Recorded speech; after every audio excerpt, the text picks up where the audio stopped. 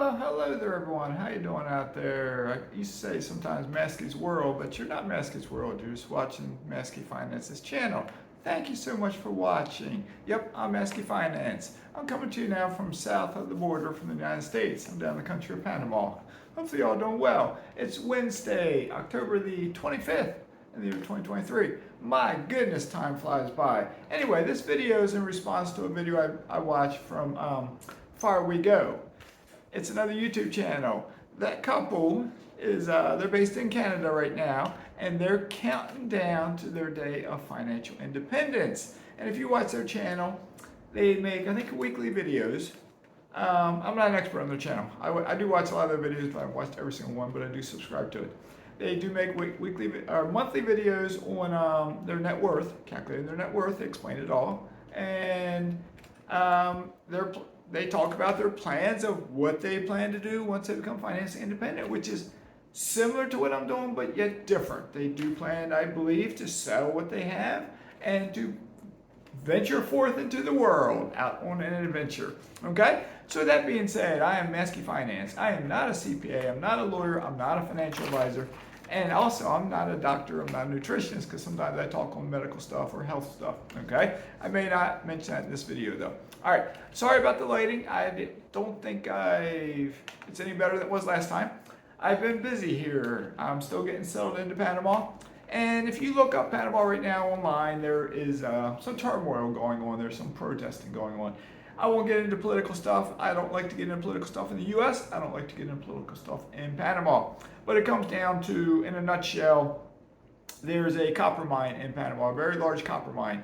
And a new contract was signed by the president of Panama, and the population does not like it due to copper mines damage the environment. And Panama is, for the most part, a non-violent country. So what they do is when they protest, they block streets down. They shut down the country. They may let cars through certain times a day. They may not block them all night long, so people may travel at nighttime. But they disrupt society, and usually that results in the government trying to meet them somewhere in the middle. Based on what the president said, I think it was yesterday, he doesn't seem to be willing to meet them in the middle this time. So we'll see what happens. We'll see how this plays out. All right, so with that being said, Fire We Go. I actually had two different types of retirement, shall we say, before I took the plunge and left the United States of America. Okay, the first one was back in 2018. I retired from the job I had been working. I had a pension. And when the day came and I was eligible to retire and receive that pension, I jumped. First day available, I left employment. Okay. Now, with that being said, I did have money in stocks at that time. I did have, I think, 2 rental houses at that time. And a month after I retired, I closed on a triplex, which gave me 5 rental units. Okay. So when I retired, I knew I wanted to buy more rental units. So I took another job. I took another job with the U.S. Post Office, and I quit that job pretty quick because I found out in training they are extremely negative. The personnel there were just extremely negative, and I was like, I don't need this. So I left employment there. I then took a part-time job at a YMCA.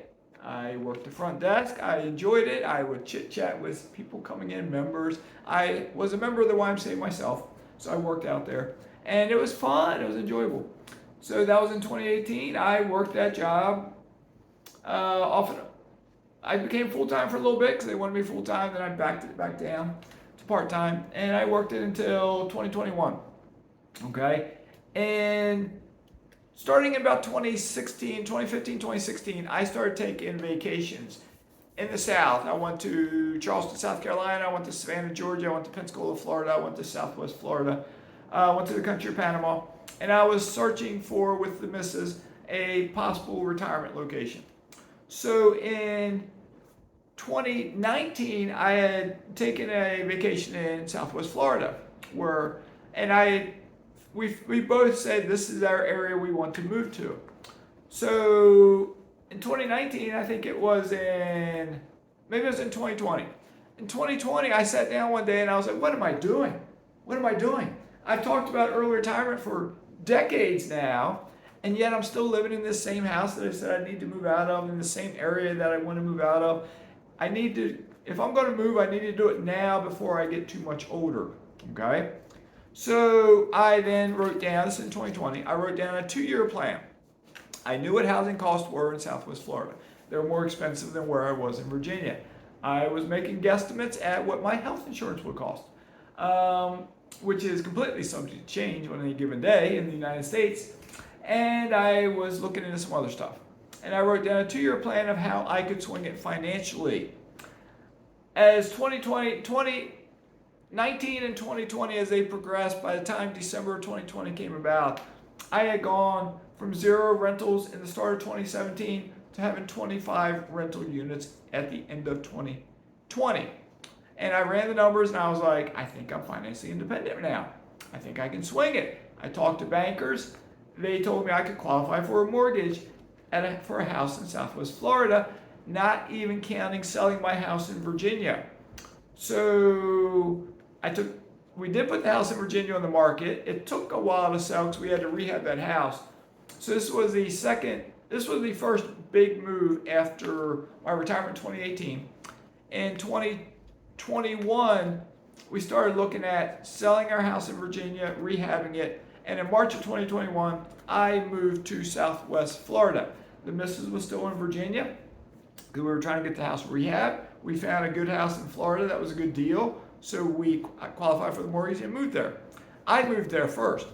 The house, to get it rehabbed, took a long time. So, because there were delays, there were supply chain issues, there were delays.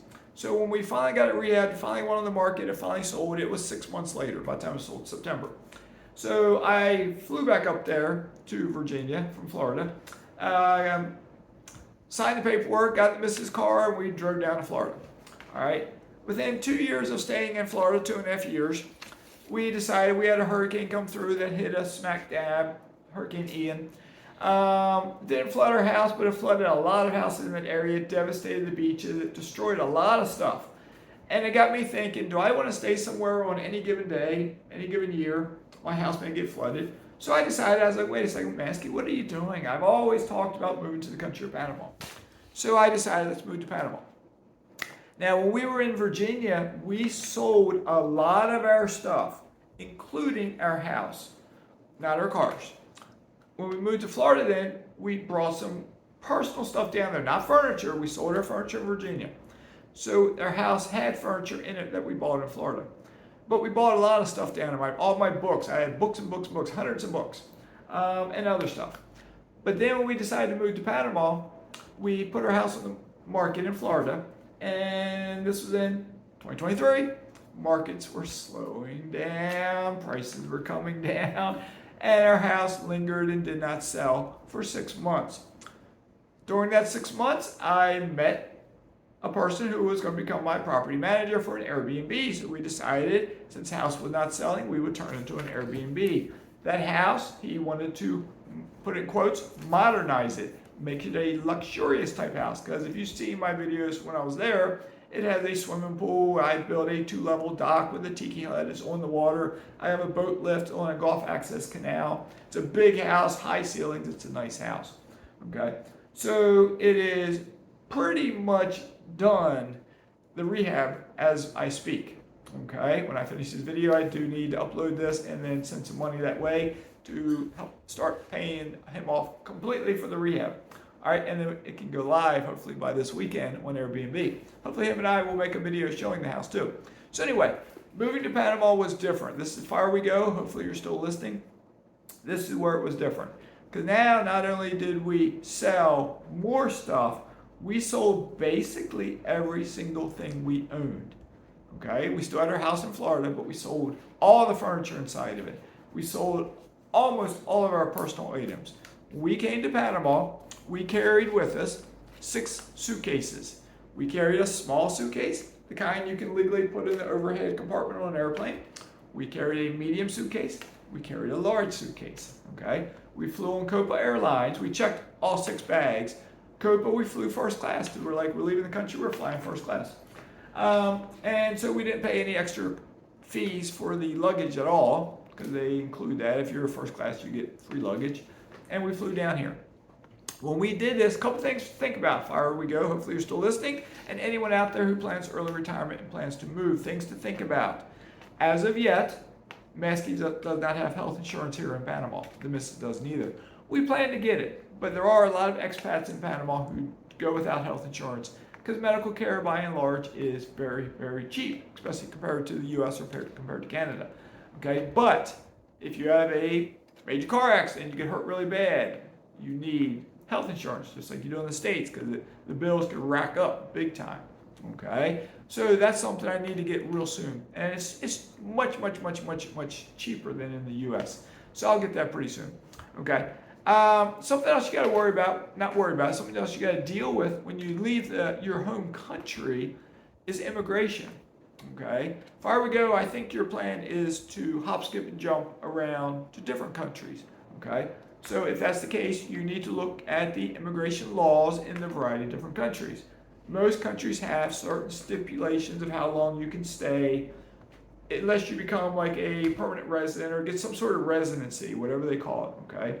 In the country of Panama, if any of you are interested in the country of Panama, a lot of expats, Americans, Canadians, Germans, Russians, Colombians, French, Spanish, and more. I have met so many people from all different countries of the world here in my small little section of paradise in Panama.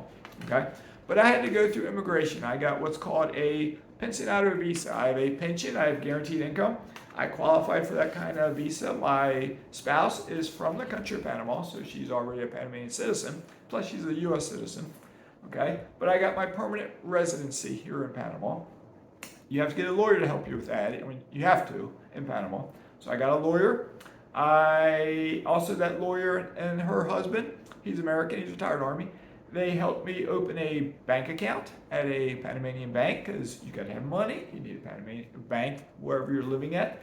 And I also got a Panamanian driver's license. So they helped me with that process. In Panama, the government's like the U.S., but it's even slower. For all these things, it's even slower.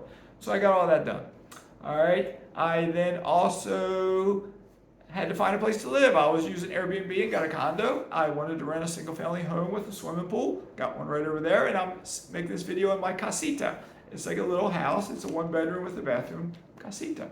Okay, there's no kitchen in here, but if I had multiple family members or friends come, somebody could sleep in here, and they got a bathroom right there. They got air conditioning in here, got a fan overhead, got closets. Okay, but it's it's like a hotel room kind of like without a kitchen. So anyway, but one thing in Panama is different is if you want to find a house to rent, they recommend you use a real estate agent. Okay, because that real estate agent is different than the U.S. Okay, they do the negotiating at the I had a text message pop up there, sorry. They do the negotiating for the rent and they help with the lease and that sort of thing. My lawyer also looked the lease over. It was in 2 languages, Spanish and English. They looked it over to make sure it met the legal stuff. Okay, so anyway, we moved in here about 3 weeks ago. Okay, I also wanted to buy a vehicle because I'm living here. I wanted to buy a vehicle. I used a car broker. All right, car broker is a person that helps you to find and buy a car. And you gotta have some trust in there. And I'll throw this out real quick. I used a service called Panama Relocation Tours. Panama Relocation Tours, they have a website and they have a YouTube channel.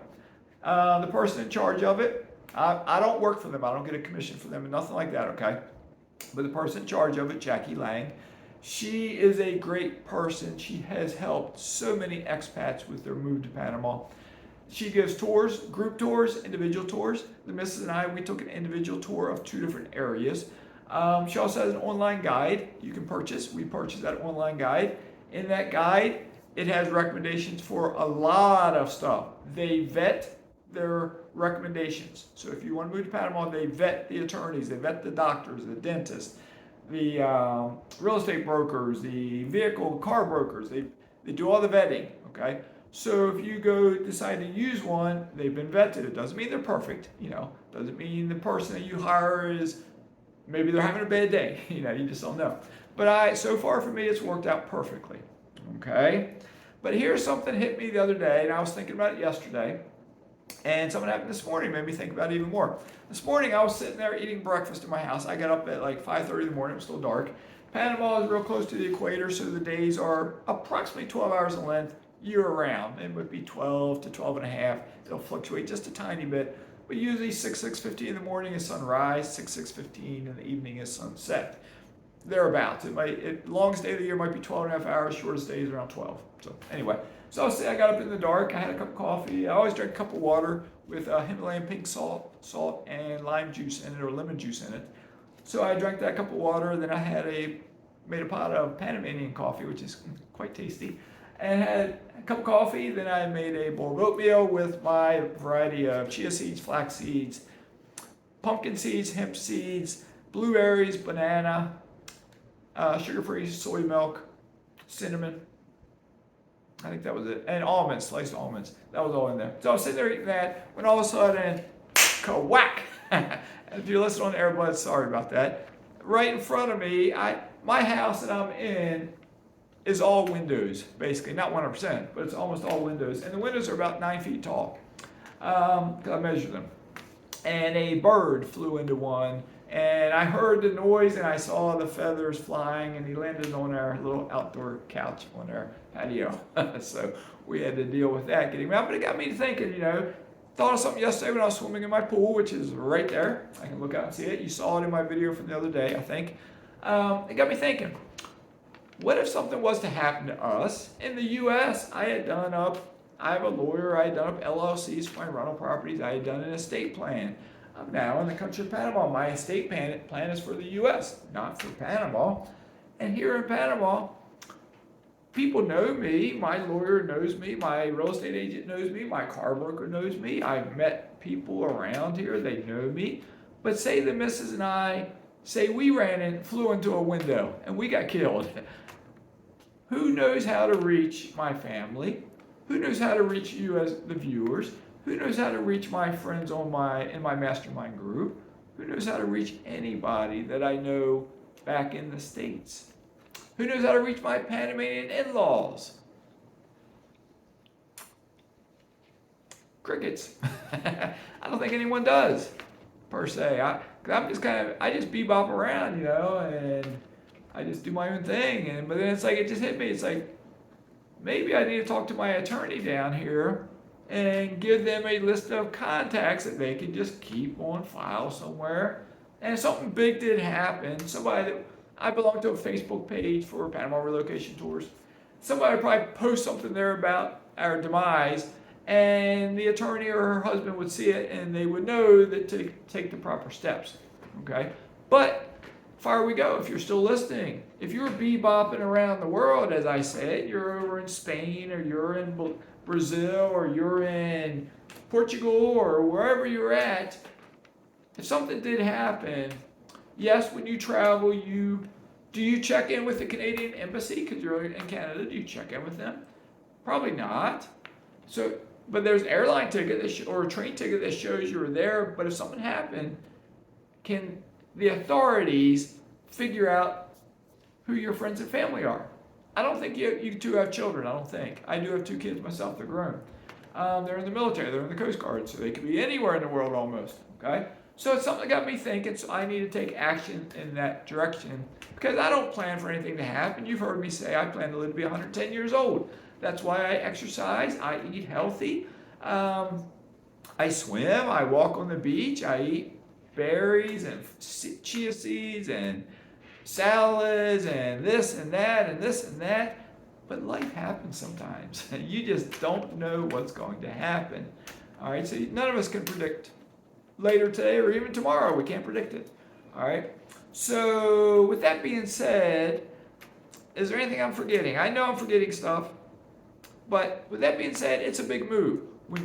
Far we go, you guys are getting nervous. I understand it. You want to sell everything you have, including your house, and become nomadic.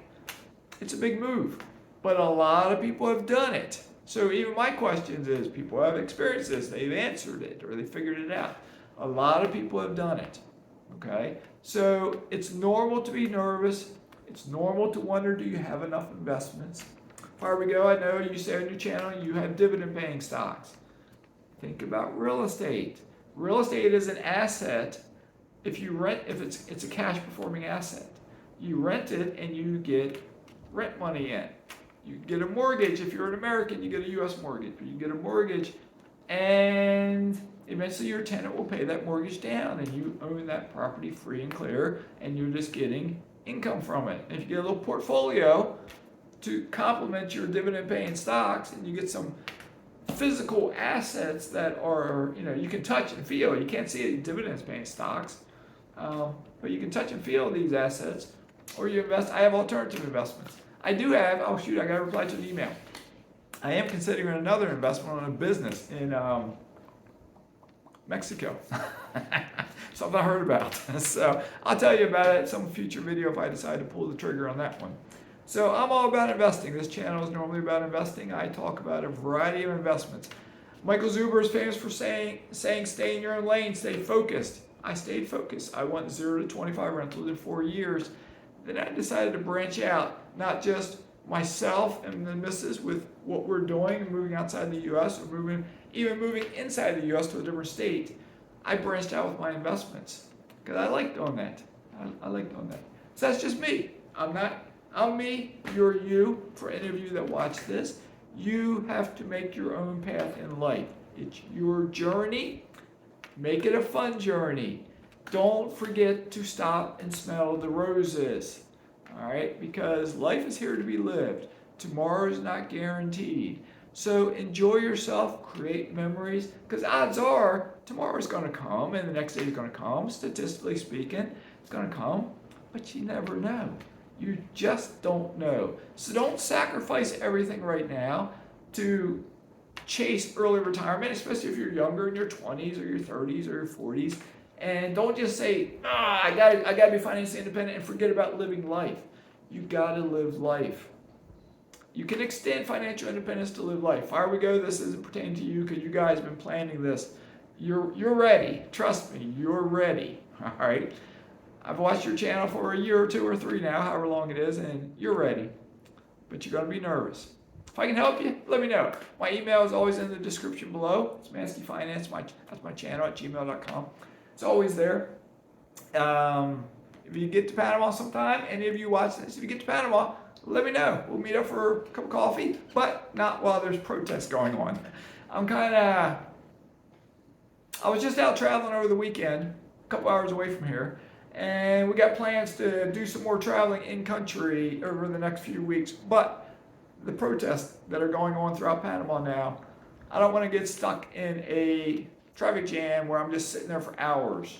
So I'm staying put. I can go to local grocery stores, but for how long will they stay supplied? That's one last thing. When you go outside your home country, there are always, more now than ever, there's a hummingbird out there. That's so cute. Hummingbird's flying around the little palm tree thing. He always does that every day. But there's civil unrest all around the world, in Europe, in the U.S., in Canada, South America, Central America. There's civil unrest, and you got to be careful with that. Don't get caught in the wrong place at the wrong time. Be aware of dangers out there. Be aware if you're an expat and you're in some foreign country, you don't know as much as the locals do, so you're going to stand out a little bit. So try to minimize the chances that you could be a target. That's easier said than done, I think. But at the same time, expats travel the world. Have a great time. Have fun. Keep making videos far we go, and I'll keep making videos wherever I end up at. I am planning to go to the Bahamas here in several months from now for a conference. So I'll make a video in the Bahamas probably. And I might go to Texas a year later, and who knows where else I might go. So we'll see. All right, this got too long. Have a great day. Stay safe in all you do. Mazskes signing out.